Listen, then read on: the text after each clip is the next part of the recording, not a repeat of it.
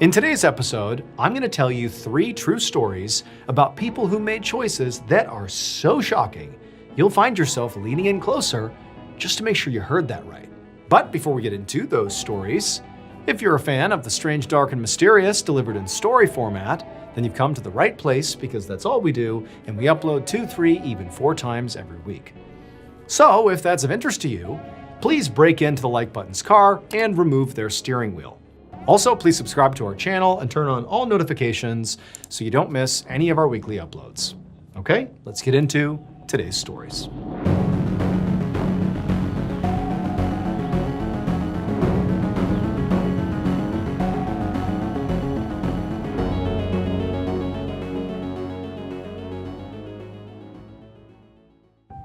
One weekday morning in March of 1995, a man named Luther Charles sat on the porch of his parents' house in St. Louis, Missouri, while holding a newspaper. Both of Luther's parents were at work, but Luther was not, because he didn't have a job. In fact, he hadn't had a single job in the last 5 years. So Luther desperately wanted to be an actor professionally. And he'd spent the last 5 years, not working, but auditioning constantly and getting rejected over and over and over again. Now he was totally broke and living with his parents, but he had not lost the dream of wanting to be an actor. Now, Luther knew that a lot of people, at least outside of the acting world, thought that trying to be an actor was sort of a pipe dream. Only chosen few get to do that professionally at a high level. And that he, Luther, should be more realistic and just get a normal job, especially after 5 years of attempts that didn't work out. But he just couldn't bring himself to do that, because for him it was going to be acting or nothing. So on this particular morning, he was doing what he did almost every single day, which was flipping through the classified section of the newspaper, looking for any open calls for auditions. And as he scanned the page he was on, he saw one that caught his eye. It was for a musical that was being produced several hundred miles away in Ohio, but they had an open call for auditions that night. Now, at first, Luther was kind of confused about why producers from Ohio would place a call for auditions in a newspaper in Missouri. But then he saw that it was because these producers were trying to find a very specific kind of actor for what sounded like a very unique character. And Luther realized he could be what they were looking for. This could finally be his chance to get his big break.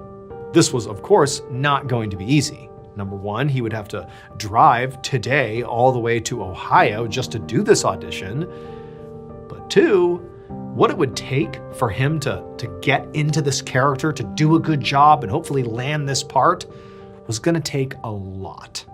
But after 5 years of near constant rejection, he was willing to try anything. A few minutes later, Luther got into the driver's seat of his car. He was carrying 3 things with him: a map to help him get to Ohio, an entire bottle of whiskey to help him be brave, and a hacksaw to help him get into character. That evening in Ohio, one of the producers of this musical sat in the front row of an empty auditorium. She'd spent the last several hours listening to hopeful actors read monologues and sing songs, and she knew there were still more people waiting to audition. So she called for the next person in line to come inside. And a moment later, a man stumbled out onto the stage, and when the producer saw him, she was just confused because he seemed very wobbly, almost like he was drunk, and he had on this weird sort of costume where he had bandages wrapped around his head. And then, in a very slurred voice, this man said his name was Luther Charles, and he knew that this musical required a very specific kind of actor, and he had made sure that he was perfect for this part. The producer didn't understand what Luther was talking about, though. But before she could clarify, Luther, on stage, began unwrapping the bandages from his head. And when the producer saw what was underneath them, she began screaming for help.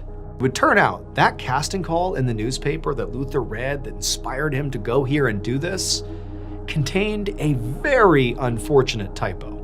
What the producers of the musical were looking for were genuine, fearless actors. But what actually got printed was a call for, quote, genuine, earless actors. And Luther Charles was so desperate to land a role that he drove to Ohio, downed a bottle of whiskey, and then cut off both of his ears with that hacksaw because he believed it would make him perfect for this musical. Luther survived his self-inflicted injuries and later underwent psychiatric treatment. He did not, however, get the part.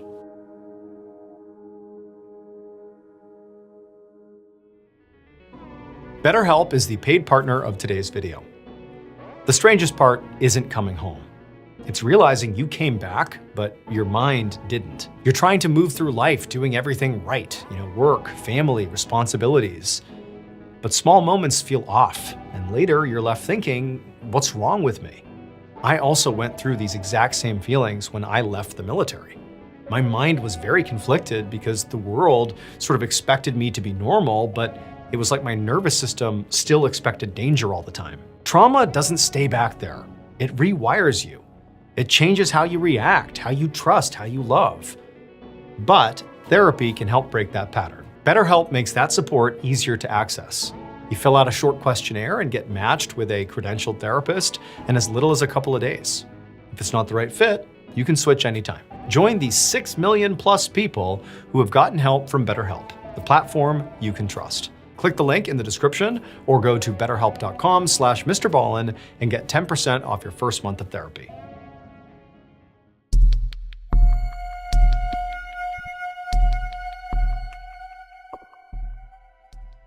On an evening in October of 2003, a woman named Tina carried a grocery bag down the hallway of a big apartment building in Harlem, New York. The hallway was narrow, with white tile walls and heavy metal doors and overhead lights that flickered.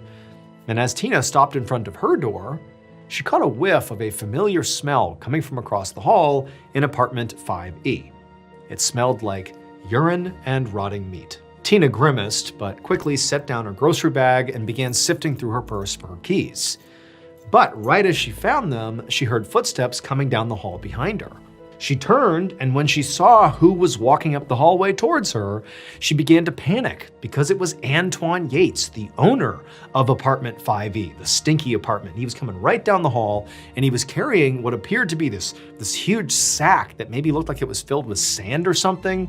She didn't care, but she did not want to be near this guy. And so as fast as she could, she put the key in the door, opened it up, flew inside, grabbed her groceries, shut the door, and deadbolted it. Now, Tina did feel sort of guilty about being really obviously rude towards Antoine. I mean, Antoine had lived in this building for years, and at one point she had thought he was a nice guy. But lately, he'd gotten really weird, and she no longer wanted anything to do with him. First of all, there was that horrific smell coming from his apartment basically at all hours. And then there was the fact that Antoine basically stopped leaving the apartment altogether. Like he was basically in his apartment 24/7. As far as Tina could tell, he maybe left once a day, tops, for maybe like an hour a day. But other than that, he was like a constant presence across the hall. But beyond the smell and his reclusive nature, the most sort of alarming aspect of his recent weird behavior were all the random loud crashing sounds that Tina would hear coming from Antoine's apartment at all hours, even though from what she could tell, he didn't have any visitors ever. It was just him in there. Now, Tina had no idea what Antoine was doing in there, but she assumed whatever it wasn't good, but it wasn't her business. And so she decided that the best thing she could do was just stay in her apartment, make sure the door was locked, and hope at some point he stopped doing whatever it was he was doing. A couple days later, Tina went down to the lobby to check her mail. And when she did, she ran into a woman named Joyce who lived in apartment 4E, which was directly below Antoine's apartment. Tina said hello to her, and as she opened up her mailbox, Joyce came over and stood next to her with this sort of strange look on her face. Tina picked up on it and asked her what was wrong. And Joyce told her that last night she'd noticed liquid dripping down through her ceiling. And at first she thought it was maybe a burst pipe or an overflowing sink. But when she got a rag and went to clean it up, she realized it wasn't water. It smelled like pee. Then Joyce, she lowered her voice and leaned in close to Tina, and she said the pee wasn't the only weird thing. Sometimes late at night, when the building was quiet, she said she could hear what sounded like whimpering coming from the upstairs apartment, Antoine's apartment. And at this, Tina's heart began to pound. Now, she had tried to just kind of, mentally and physically avoid the whole Antoine situation, whatever it was. But now that she knew other neighbors were also noticing bizarre things like she was, she felt like she had to act. And so Tina said to Joyce that, we really ought to call the housing authority and see if they'd come out and investigate to see what was going on. But Joyce said she'd already tried that. She'd called multiple times, and so far, nobody had done anything.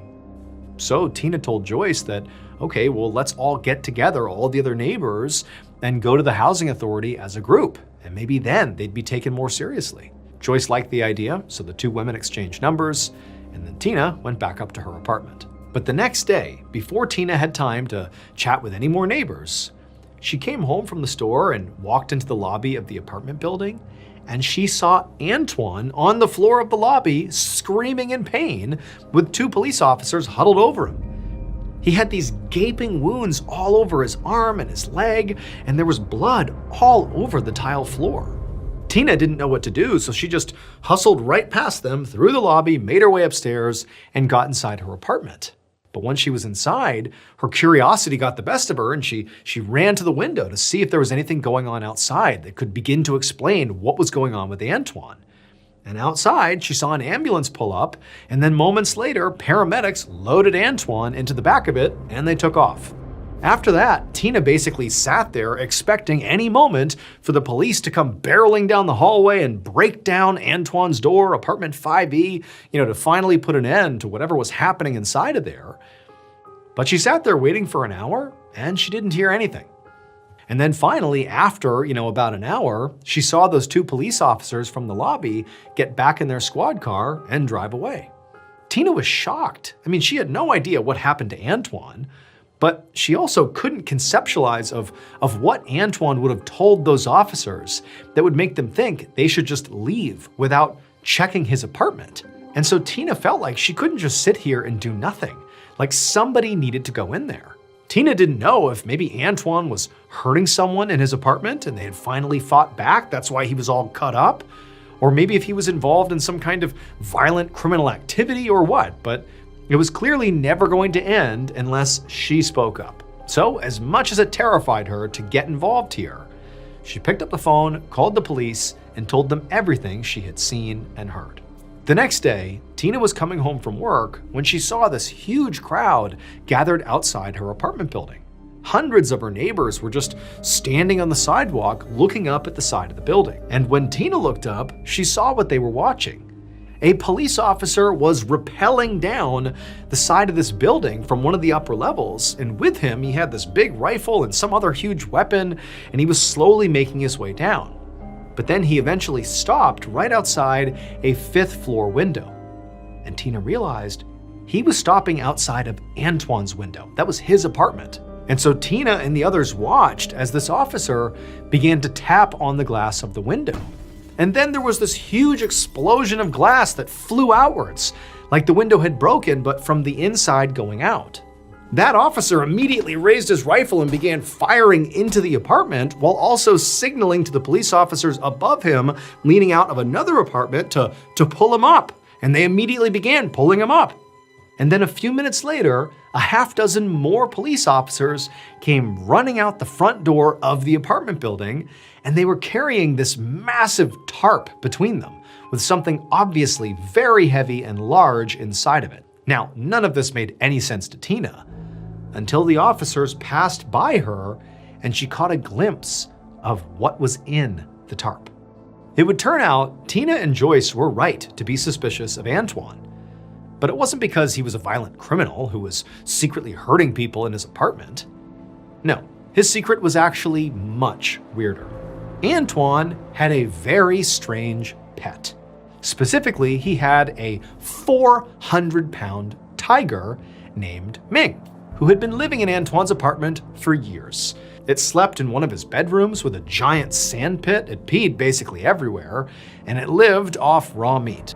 Antoine's horrible wounds that day were caused by Ming biting him when Antoine tried to stop the tiger from pouncing on one of his other pets, a stray kitten that he had taken in.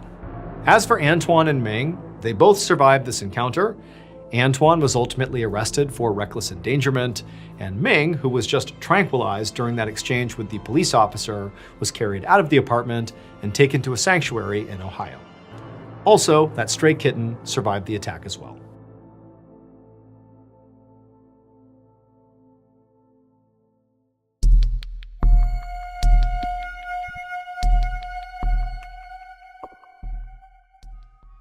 At 2:45 p.m. on January 6, 1995, a 45-year-old man named MacArthur Wheeler walked towards the front doors of a bank in Swissvale, Pennsylvania, which is a small town near Pittsburgh.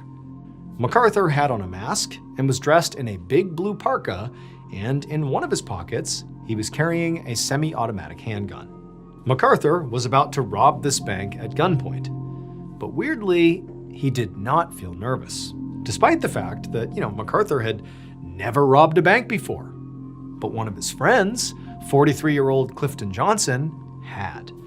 And Clifton was already inside the bank, waiting in line and pretending to be a customer, even though he was actually MacArthur's co-conspirator. MacArthur and Clifton had spent days planning out this robbery together, down to every last detail. And even though MacArthur had been kind of scared at first, Clifton had talked him through every possible scenario and made sure that they had a plan for everything that could go wrong. So now, MacArthur was 100% confident that they were going to get away with this, which again is why he was not nervous. So this day, MacArthur walked up to the bank's doors and went inside. He had to squint through his mask because it obscured his view a little bit, but he saw Clifton standing in line, which immediately gave him another burst of confidence to actually see Clifton. He was here. So far, things were going exactly as planned. And so MacArthur quickly pushed his way through the line, and he locked eyes with the bank teller. And as he did, he pulled out his gun, he aimed it at them, and he told them to hand over all the money. MacArthur heard the sound of other people in the bank, other patrons and other staff beginning to gasp because they're seeing what's happening here. And so MacArthur quickly turned around with his gun still in his hand, and he told everybody that he didn't want to hurt anyone. Everybody just needed to stay calm, and as soon as he got the money, he'd be gone. Then MacArthur turned back to the teller, who by this point had gathered up all the cash in the register and was literally just holding it out, like, here, take it. And MacArthur, he grabbed the cash, put it in one of his pockets, he put his gun back inside of his pocket. Then he looked over at Clifton, and the two men nodded, and then they turned and ran out of the bank. About 3 months later, in the early morning hours of April 20th, 1995, MacArthur was sleeping inside his apartment just outside of Pittsburgh. After the robbery, he and Clifton had escaped with a little over $5,000, and they'd gone their separate ways in order to lay low. So they weren't really in contact, but to MacArthur, it seemed like everything had worked out perfectly, because here he was, still a free man with all this cash. And the cops hadn't even shown up once to question him. But on this particular night, a pounding on MacArthur's door woke him up. And he bolted upright in bed, and he heard somebody yell at him to open up, because it was the police. Now at this point, MacArthur was definitely nervous. However, he sort of calmed himself down and told himself that right now his best option was just to play it cool. Because even if the cops suspected him in that robbery, there was simply no way they could possibly prove he'd actually done it. He'd been wearing a mask and a huge parka that totally obscured his identity. So MacArthur, he got out of bed and he walked over to the door, he opened it up, and sure enough, there's all these police officers standing in the doorway. And MacArthur pretended to act confused and asked them, what's going on here? And that was when one of the officers told MacArthur he was under arrest for armed robbery, and then showed him a printed photo from one of the bank's security cameras, and clear as day, there he was. So this photo clearly showed MacArthur's face. Every detail was perfectly visible. It was him, for sure. He didn't even look like he was wearing a mask. But MacArthur couldn't wrap his mind around how this was possible. He looked from the picture up to the cops and just said, "But I wore the juice." It would turn out the mask MacArthur was wearing during this robbery was not a ski mask or a Halloween mask or really a mask in any traditional sense of the word. What MacArthur and his co-conspirator Clifton had both done, and what they truly thought would disguise their identities completely, was rub lemon juice on their faces. They believed that lemon juice would essentially act as a mask and make them literally invisible to security cameras. Unfortunately though, lemon juice does not make you invisible. And so once the police accessed the bank's security footage, they saw clear as day MacArthur and Clifton committing this crime, and they arrested them both. Clifton was sentenced to 5 years in prison for armed bank robbery, and MacArthur was sentenced to 22.5 years. But this was not the end of the story, because Clifton and MacArthur's ridiculous crime made headlines. And before long, a professor of social psychology at Cornell University read about it, and it made him realize something. The fact that MacArthur literally believed lemon juice would make him invisible, and he acted on that knowledge, or that supposed knowledge, to commit this crime, and then was shocked when it didn't work, that suggests a level of stupidity that is just exceptionally high. So high that this professor began to wonder if maybe MacArthur is so stupid, he actually doesn't understand how stupid he really was. And so this led the professor to research this idea, and he ultimately established a new psychological concept that we now call the Dunning-Kruger effect, which essentially says that the more incompetent a person is at something, the less likely they are to recognize their own incompetence. Basically, the dumber you are, the more confident you become.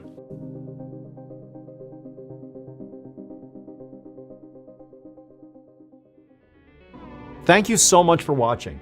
Let me know what you thought of today's episode in the comments. And remember, we have hundreds of videos for you to binge right now.